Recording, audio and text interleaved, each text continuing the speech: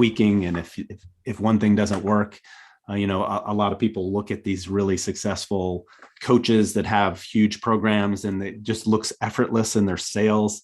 And that didn't happen like overnight or immediately. That took a lot of failing and bad pitches and bad, marketing ideas and so forth to get to that point. So if I can leave you though with like one piece of like sort of sales gold. Yeah, something that I've learned recently is that you've got to go to market talking about something bigger Yes. than the product or service that you sell. So for example, I do a lot of storytelling and really deep experiential storytelling around self-leadership. Here is a situation that I was in, but here's what I learned about it. So this morning I posted about the fact that I was the last one in and cast for a TED Talk back in 2013. And in this series was Barbara Corcoran and Jimmy Briggs and the dean of Barnard College, this entire lineup of luminaries. And then they were like, well, we were casting you as the last one in. All right, fine. And then you get, dunked into this very intense process of getting ready for a TED Talk. So I detailed and took the reader by the hand through that process of me getting ready for that. But then I talked about, here's my learning from going through that experience.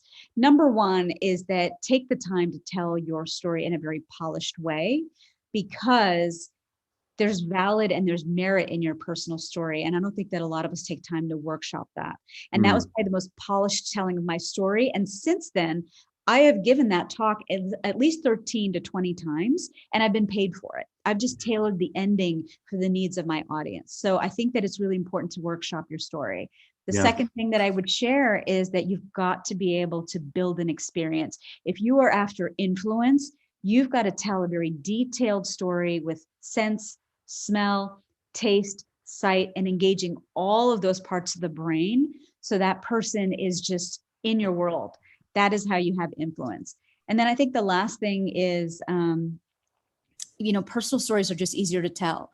I see countless people get up and they're just trying so hard to be so buttoned up and professional, but your personal stories actually have a place in your leadership. And a personal story, guess what, is going to be easier to tell. If you ever watch anybody give a TED Talk, they're not up there with like a podium and notes. They are just up there riffing, but they have worked very, very hard to weave that personal story into this bigger message. And they spent a lot of time workshopping that. So I think that make it easier on yourself. Absolutely. I've worked. Yeah. So let me ask you, because this is a question that I hear a lot of people ask all the time, is like, how far do you think it's appropriate to go? Like if you have like a traumatic story, or, because people are always worried about that balance of being professional, but really kind of, because stories are about reaching people at the heart, right? And so, and to get there, you need to go sometimes kind of deep and be vulnerable. So what's that a balance in your mind between vulnerability and professionalism, and can you go too far? I love that question.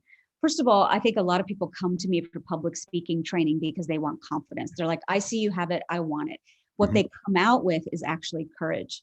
I think it takes a lot of courage to be able to be that vulnerable in front of a group. Now, here's the rub. When you tell me about a traumatic story, I'm a product of a home of domestic violence. I do a lot of public speaking about that. However, I don't have any emotional charge around that topic anymore because I've already done the healing on it. So if you're going to talk about something that's still a fresh raw wound and you're going to get that emotional in telling it, that's not the story you should choose to tell. Tony Robbins very regularly talks about the fact that his mother used to beat him, but he doesn't say that with a great deal of emotion because he's already processed the healing around that. But it's a very important piece of what has formed the man that we know today. My coming from a home of domestic violence is a very important piece that informs why I am the woman that I am today and why I do women's work. Now, here's the important piece. You can share that story, provided you've done the healing, but don't turn it into a Dear Diary entry, because nobody wants to be like, oh, I feel so bad for you. You've got to be able to process and share with the audience. Your gift to the audience is, this is what I've learned by coming out on the other side of this. So it's Dear Diary if you're just going to share your trauma. It's a gift to your audience if you're actually going to share, here are my takeaways. And this is how you get your audience to see themselves Yes. Mhm. in those learnings. And you need to create those Me Too moments. And this is something that I teach in my masterclass, but you've got to be willing to go there, and you've got to be willing to be that vulnerable. There's too Yeah. much noise out there right now. There's way too many people producing videos and talking about things. How are you going to break through the noise? And the only way you're going to do it is by being that true, authentic self and showing up with all of it, the good, the bad, and the ugly. Hmm. Yeah, I totally agree. I mean, and stories are what capture. I mean, it's why you go into a movie and for an hour and a half, 2 hours, get lost and just forget about everything else. You're so captivated by the story, if it's done well, that you forget. And so I totally agree with that. There's science behind this, by the way. If I may, one more thing. Yes, There's please. science behind this. We have three brains, and this is just like a primal thing, the way we've been formed. We've got the reptilian brain, we've got the prefrontal cortex, and there's another part of our brain. When you tell stories, let me back up a second. When you just share facts, it takes 8,000 liters of water to create a pair of jeans. Only two parts of your brain are actually engaged. But when you tell a story with sight, sound, smell, taste, you are engaging all three brains. And I don't think that people understand that that's where you have impact. That's where you have influence. It goes back to the way that we used to share, and our ancestors thousands of years ago shared information. They sat around a campfire and they shared stories. That's how information and history got passed down.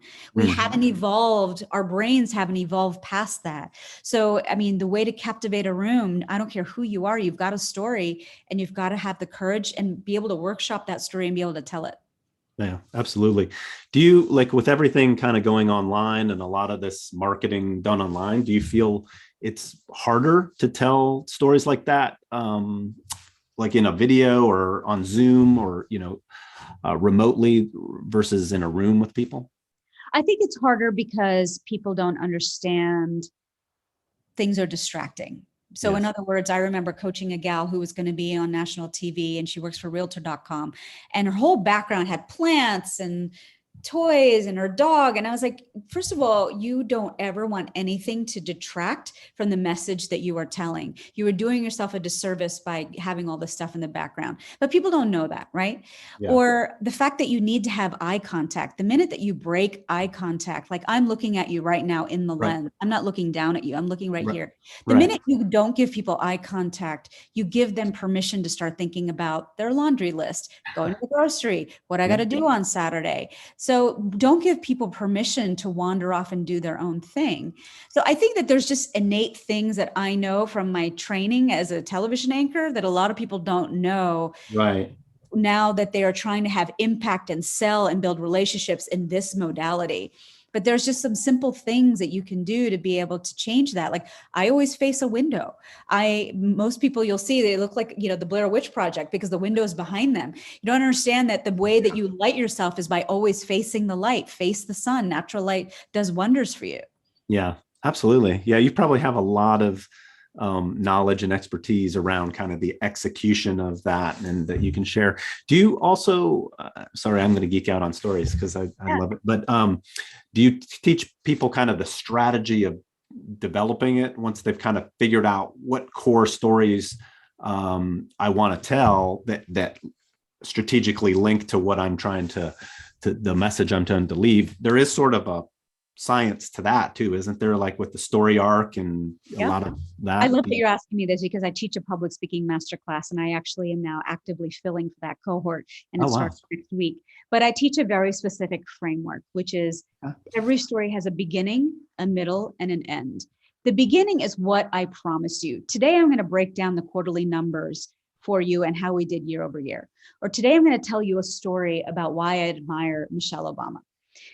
Then the middle is a personal story. Again, personal stories are easier to tell. Why? Because you live them. You were in it. It's not going to be something you got to work and practice. You live that. So you're telling the story like you'd be telling your sister or your best friend.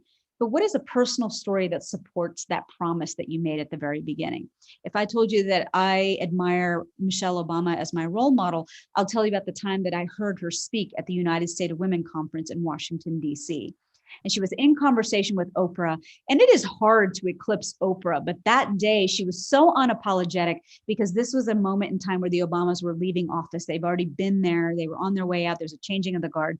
She was so unapologetic and so sure of the woman that she was that that day she managed to eclipse Oprah. And she was very unapologetic about her love for her husband. She was very unapologetic about her love for her father, who raised her in the South Side of Chicago. And she was very unapologetic about the fact that women need to be their best advocates. I think I remember that very clearly, but I'm very rarely moved to tears by a public speaker. And I am a public speaker, and I was moved to tears that day. That's So awesome. the ending then goes back to what I said earlier. It's a Dear Diary entry if I don't kind of tie it up in a bow in the end and tell you, here's what I took from Michelle Obama's speech. There is no shame, no matter how big the platform that you are on, to be vulnerable. She talked about the fact that she took her husband to marriage counseling. Mm. And she was like, women take men to marriage counseling saying ostensibly, fix this man. But she came out of that saying, I understood through counseling that I am the most important steward of my own happiness. And nobody else, including my husband, can be entrusted with that. Those are gems and pearls that your audience gets to take away, marinate on, and maybe even activate as soon as tomorrow. So you take it from beginning, I love Michelle Obama, she's my role model, to personal story, I saw her speaking, to here are my takeaways from the time that I heard her. And that becomes the framework that I teach for every woman entering into my class. And again, I think they come in expecting to have confidence. And what they come out on the other end is learning to have courage to knit those very personal stories to an actionable item for somebody listening to them. That's amazing. And that's a skill, whether you want to be an entrepreneur and start your own thing or want to be a leader within a larger organization. Yeah. Absolutely. So let me ask you this kind of one final question. In your journey of kind of building this academy and this leadership role you've moved into, I'd love to just kind of ask people about biggest lessons learned, or, if there's something you would do differently, kind of now that you can look back on it. Is there something you would do differently, or a major lesson learned is kind of a mistake? 1,000%. I would have worked on my mindset much, much earlier. In the last couple of years, I've enrolled in a number of masterminds because I wanted to eventually launch my own. But I always wondered why we spent a day and a half in any mastermind meetup or retreat on mindset. I'm like, when are we going to talk about Facebook ads? When are we going to talk about business strategy? Yeah. And now I understand that the mindset piece is like the cement foundation that you lay for a house.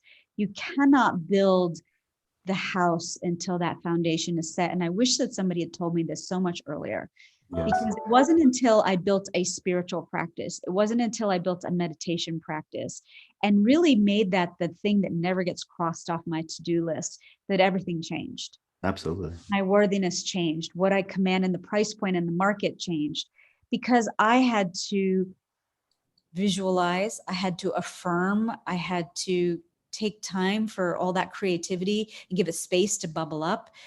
And nobody teaches you this stuff. They don't teach it in school. Maybe they do now. I don't know. But if I had been able to go back and tell my 20-year-old self how important mindset is, I would go back and do a masterclass. In fact, I should probably do one now on what it means to have that mindset as an entrepreneur.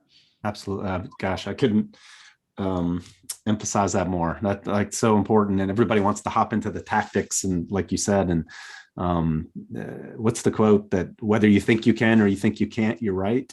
Was that Henry Ford that said that? Yeah, I believe that's Henry Ford, but it's so true. I mean, if you go into it thinking, it's so much more powerful than having the right strategies and tactics and tools and systems. Don't get me wrong, those things are all 100% important, and that is like a big piece of my work right now.